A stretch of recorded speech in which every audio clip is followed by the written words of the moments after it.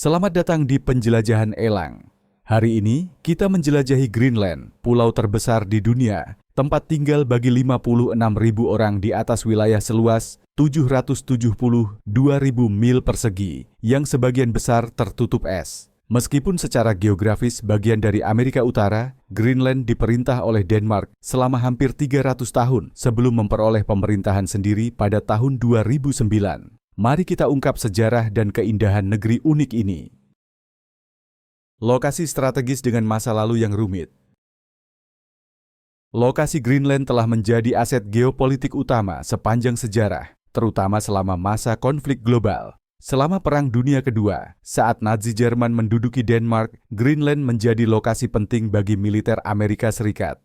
Amerika Serikat dengan cepat membangun pangkalan di pulau ini untuk memantau dan mempertahankan wilayah terhadap pasukan Jerman di Atlantik Utara. Setelah perang berakhir, ketika ketegangan Perang Dingin meningkat, kehadiran militer Amerika di Greenland tetap penting untuk pertahanan strategis, khususnya menghadapi ancaman dari Uni Soviet. Pada tahun 1951, Amerika Serikat dan Denmark menandatangani perjanjian pertahanan yang memungkinkan Amerika Serikat mempertahankan dan mengoperasikan pangkalan militer di tanah Greenland, sebuah kesepakatan yang masih berlaku hingga kini. Pangkalan udara Thule, yang terletak di bagian paling utara Greenland, tetap menjadi salah satu pos operasi militer AALS yang paling penting, terutama untuk sistem deteksi rudal dan pertahanan seperti radar peringatan dini. Thule memainkan peran kunci dalam infrastruktur pertahanan NATO, dan pentingnya semakin meningkat seiring kemajuan teknologi rudal dan kekhawatiran keamanan global. Sepanjang sejarah, nilai strategis Greenland membuat beberapa presiden Amerika Serikat mengusulkan untuk membeli pulau ini. Dari Andrew Johnson pada tahun 1867 hingga upaya Donald Trump dalam beberapa tahun terakhir, ide untuk mengakuisisi Greenland muncul karena pentingnya nilai geostrategis dan potensi kekayaan sumber daya. Namun Denmark terus menolak tawaran tersebut, menegaskan status Greenland sebagai wilayah otonom dalam kerajaan Denmark. Harta karun tersembunyi Greenland, unsur tanah langka dan mineral kritis. Dalam beberapa tahun terakhir, mencairnya lapisan es besar Greenland telah membuka simpanan sumber daya mineral tersembunyi, membawa pulau ini ke garis depan eksplorasi sumber daya global. Wilayah Kvanefjeld yang terletak di barat daya pulau telah diidentifikasi sebagai salah satu cadangan unsur tanah langka dan uranium yang belum tergarap terbesar di dunia. Mineral ini sangat berharga dalam berbagai industri, terutama untuk energi bersih dan teknologi pertahanan. Unsur tanah langka seperti neodymium dan terbium penting untuk pembuatan turbin angin, kendaraan listrik, dan berbagai teknologi militer, seperti sistem pertahanan canggih dan amunisi berpemandu presisi. Pentingnya strategis bahan-bahan ini memicu minat internasional yang signifikan terhadap potensi pertambangan Greenland. Sebuah tambang terbuka tunggal di wilayah tersebut dapat menelan biaya hingga 7,5 miliar dolar untuk dikembangkan, namun potensi keuntungannya sangat besar, menjadikannya prospek menarik bagi perusahaan tambang global. Selain unsur tanah langka, survei tahun 2023 mengungkapkan bahwa Greenland memiliki 31 dari 34 mineral yang diklasifikasikan sebagai kritis oleh Uni Eropa. Ini termasuk litium, penting untuk baterai kendaraan listrik dan penyimpanan energi terbarukan, serta titanium, yang digunakan dalam industri penerbangan dan aplikasi industri. Grafit, tembaga, emas, nikel, kobalt, bahkan platinum juga ditemukan, mengukuhkan posisi Greenland sebagai pemain utama dalam industri mineral kritis. Penemuan ini menjadikan Greenland sebagai pusat eksplorasi global, dengan berbagai negara dan perusahaan bersaing untuk mendapatkan akses ke cadangan mineral yang kaya. Mengapa pertambangan belum berkembang pesat?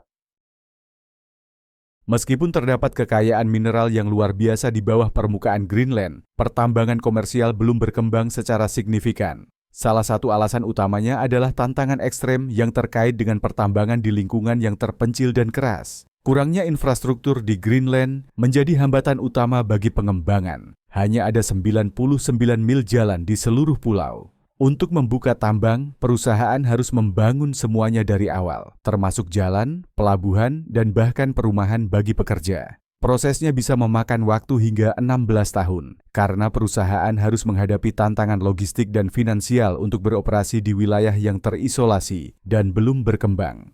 Selain itu, iklim ekstrim Greenland dengan suhu yang seringkali jauh di bawah titik beku menyulitkan proses ekstraksi. Banyak mineral, khususnya unsur tanah langka, bercampur dengan bahan radioaktif seperti uranium yang diatur secara ketat oleh hukum Greenland. Kekhawatiran lingkungan juga memainkan peran penting dalam membatasi aktivitas pertambangan karena terdapat peraturan ketat untuk melindungi lingkungan dari potensi kerusakan akibat industri pertambangan. Faktor-faktor ini secara keseluruhan membuat operasi pertambangan skala besar di Greenland menjadi usaha yang kompleks dan mahal. Meskipun menghadapi rintangan ini, potensi pertumbuhan ekonomi melalui pertambangan tidak dapat disangkal, dan terdapat perdebatan yang sedang berlangsung dalam politik Greenland tentang cara terbaik menyeimbangkan perlindungan lingkungan dengan kebutuhan akan pembangunan dan pemasukan. Politik, investasi Tiongkok, dan pengaruh Amerika. Status Greenland sebagai wilayah otonom dalam kerajaan Denmark memungkinkannya mempertahankan kendali atas hak mineralnya sendiri, faktor kunci dalam perannya yang berkembang sebagai pusat sumber daya global. Pada tahun 2010-an, pemerintah Greenland secara aktif mencari investasi asing, terutama dari perusahaan Tiongkok yang ingin mendapatkan akses ke cadangan mineral kaya di pulau ini. Tiongkok dengan permintaan besar terhadap unsur tanah langka dengan cepat menjadi salah satu pemain asing paling menonjol, menargetkan bahan-bahan penting seperti neodymium dan terbium yang sangat penting bagi industri energi terbarukan dan pertahanan Tiongkok. Namun, kekhawatiran tentang meningkatnya pengaruh Tiongkok dalam pasar mineral kritis Greenland menyebabkan perubahan arah kebijakan. Banyak pihak di Denmark, Amerika Serikat, dan negara-negara barat lainnya khawatir bahwa dominasi Tiongkok atas unsur tanah langka Greenland dapat memberinya pengaruh besar di pasar global dan secara tidak langsung terhadap sektor pertahanan dan teknologi barat. Menanggapi kekhawatiran ini, pemerintah Greenland meninjau kembali posisinya. Pada tahun 2021, Greenland memberlakukan larangan terhadap pertambangan uranium dan menghentikan proyek eksplorasi minyak dan gas baru, menandakan pergeseran yang jelas dari dorongan sebelumnya untuk menarik investasi Tiongkok. Langkah ini menimbulkan kegelisahan di kalangan investor, terutama dari Tiongkok, yang telah mengincar kekayaan sumber daya Greenland. Meskipun ada pembatasan ini, minat Amerika terhadap kekayaan mineral Greenland tetap kuat. Contoh pentingnya adalah penjualan Tanbridge Mining pada tahun 2021, sebuah perusahaan dengan cadangan besar unsur tanah langka berat di Greenland kepada perusahaan AS Critical Metals. Cadangan ini diperkirakan mengandung sekitar 30% pasokan unsur tanah langka berat dunia, bahan yang penting bagi teknologi militer dan sistem pertahanan. Meskipun menawarkan syarat yang kurang menguntungkan dibandingkan perusahaan Tiongkok, AS berhasil mengamankan kesepakatan tersebut, mencerminkan upaya yang berkembang untuk melawan pengaruh Tiongkok di pasar mineral global dan memastikan bahwa sumber daya kritis tetap berada di tangan Barat. Kekhawatiran lingkungan dan skeptisisme lokal. Meskipun kekayaan mineral Greenland dipandang sebagai peluang ekonomi oleh kekuatan asing, banyak penduduk lokal tetap sangat skeptis terhadap ekspansi cepat kegiatan pertambangan. Sekitar 90% dari populasi Greenland adalah masyarakat adat Inuit, dan banyak dari mereka waspada terhadap potensi dampak lingkungan dari proyek pertambangan skala besar. Lingkungan Greenland yang masih alami, termasuk perairan es dan satwa liarnya yang kaya, merupakan inti dari budaya dan praktik subsistensi masyarakat Inuit. Bagi siapa berburu, memancing, dan aktivitas tradisional lainnya adalah cara hidup. Sejarah pertambangan di Greenland ditandai oleh beberapa proyek yang telah meninggalkan kerusakan lingkungan yang bertahan lama.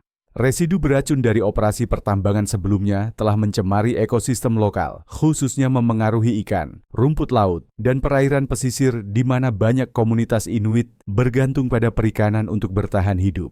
Kekhawatiran ini telah memicu perlawanan terhadap proyek pertambangan baru, dengan banyak penduduk lokal khawatir bahwa perburuan keuntungan dapat mengorbankan tanah, tradisi, dan mata pencaharian mereka. Di saat yang sama, ada kesadaran bahwa ekonomi pulau ini perlu berkembang untuk menyediakan lebih banyak peluang bagi warganya, terutama ketika minat global terhadap sumber daya Greenland semakin intensif. Banyak orang Inuit ingin melihat sumber daya Greenland dikembangkan dengan cara yang menguntungkan komunitas mereka tanpa mengorbankan tanah yang telah mereka huni selama ribuan tahun. Tantangannya oleh karena itu terletak pada menemukan keseimbangan antara pembangunan ekonomi dan keberlanjutan lingkungan. Ekonomi Greenland, potensi versus realitas. Meskipun memiliki kekayaan mineral yang luas, ekonomi Greenland masih berada pada tahap awal pengembangan industri. Pulau ini hanya memiliki satu tambang komersial yang berfungsi dan kekurangan tenaga kerja pertambangan terampil. Hal ini sebagian besar disebabkan oleh fakta bahwa banyak penduduk Greenland sudah relatif sejahtera dengan PDB per kapita sekitar $57.000 Amerika, lebih tinggi dari rata-rata Uni Eropa. Greenland memiliki salah satu tingkat pengangguran terendah di dunia, yaitu hanya 0,2%, yang berarti ada keterbatasan tenaga kerja lokal untuk mengisi proyek pertambangan baru. Stabilitas ekonomi ini bagaimanapun juga berarti bahwa penduduk Greenland tidak serta-merta tertarik mengambil pekerjaan di industri pertambangan, terutama mengingat potensi dampak lingkungan dari proyek semacam itu. Banyak penduduk lokal merasa puas dengan mata pencaharian mereka saat ini, yang berpusat pada industri tradisional seperti perikanan, perburuan, dan pariwisata. Akibatnya, jika Greenland ingin memanfaatkan sumber daya mineralnya yang besar, mereka mungkin perlu mencari tenaga kerja asing untuk mengisi kekurangan tersebut. Selain itu, investasi besar dalam infrastruktur, seperti jalan, pelabuhan, dan sistem energi, akan diperlukan untuk mendukung operasi pertambangan skala besar. Tanpa perkembangan ini, kekayaan mineral pulau ini mungkin tetap belum tergarap, meskipun permintaan global atas mineral kritis terus meningkat. Singkatnya, meskipun Greenland memiliki potensi besar sebagai wilayah kaya sumber daya, kompleksitas politik, lingkungan, dan sosialnya menghadirkan tantangan besar untuk sepenuhnya mewujudkan potensi tersebut. Masa depan pulau ini kemungkinan akan bergantung pada seberapa baik mereka bisa menyeimbangkan pembangunan ekonomi dengan perlindungan lingkungan, sembari menghadapi tekanan dari kekuatan asing dan menjaga kesejahteraan masyarakat adatnya. Greenland semakin hijau secara harfiah. Dampak berkelanjutan dari perubahan iklim secara dramatis mengubah lanskap Greenland dengan implikasi besar bagi lingkungan dan sistem iklim global. Selama 3 dekade terakhir, sekitar 11.000 mil persegi lapisan es Greenland telah mencair, wilayah yang lebih besar dari Albania. Pencairan cepat ini telah mengekspos tanah dan vegetasi yang terkubur di bawah es selama ribuan tahun, menyebabkan pertumbuhan ekosistem baru. Saat es mundur, lahan basah meningkat 4 kali lipat, mengubah wilayah ini menjadi kawasan yang secara biologis lebih beragam dibandingkan sebelumnya. Meskipun ini mungkin tampak seperti tanda kemajuan alami, pencairan lapisan es Greenland memiliki konsekuensi signifikan dan luas. Hilangnya es berkontribusi pada naiknya permukaan laut global yang dapat berdampak buruk bagi populasi pesisir di seluruh dunia. Selain itu, pengurangan tutupan es berarti menurunnya albedo Greenland, yaitu kemampuan permukaan untuk memantulkan sinar matahari kembali ke luar angkasa. Dengan berkurangnya es untuk memantulkan sinar matahari, lebih banyak sinar yang diserap, menyebabkan suhu meningkat. Lingkaran umpan balik positif ini mempercepat proses pemanasan, semakin mendorong dampak perubahan iklim dan membuatnya semakin sulit untuk mengurangi dampaknya, baik di kawasan ini maupun di tempat lain. Warisan beracun Perang Dingin, Camp Century. Di bawah lapisan es yang mencair, terdapat sisa-sisa dari babak kelam dalam sejarah Greenland, Camp Century. Pangkalan militer rahasia ala tak asam ini, yang didirikan selama Perang Dingin pada tahun 1950-an, merupakan bagian dari proyek ambisius untuk membangun jaringan infrastruktur militer di Arktik. Pangkalan ini memiliki reaktor nuklir yang menyediakan tenaga untuk fasilitas tersebut, dan juga menjadi tempat penyimpanan limbah radioaktif dan kimia. Pada tahun 2024, pencitraan satelit NASA mengidentifikasi sisa-sisa Camp Century yang terkubur jauh di bawah lapisan es Greenland. Dengan pencairan es yang cepat, kekhawatiran semakin meningkat bahwa limbah beracun yang ditinggalkan oleh pangkalan militer ini dapat segera terekspos ke lingkungan. Jika hal ini terjadi, pelepasan kontaminan radioaktif dan kimia ke ekosistem Greenland dapat menimbulkan risiko lingkungan yang signifikan. Hal ini juga berpotensi memicu ketegangan diplomatik antara Denmark yang mengatur Greenland dan Amerika Serikat. terutama jika pembersihan atau tanggung jawab atas limbah tersebut menjadi isu yang diperdebatkan. Situasi ini menyoroti konsekuensi tak terduga dari aktivitas militer era Perang Dingin dan perlunya kerjasama internasional dalam menangani bahaya lingkungan yang terkait dengan konflik masa lalu. Danau tersembunyi di bawah es. Dalam penemuan lain yang muncul akibat pencairan es, para ilmuwan telah menemukan 56 danau subglasial di bawah lapisan es Greenland, peningkatan drastis dari 4 danau yang diketahui sebelumnya. Danau-danau ini, yang ukurannya berkisar antara 0,1 hingga 3,6 mil diameter, memainkan peran penting dalam dinamika aliran es dan kenaikan permukaan laut.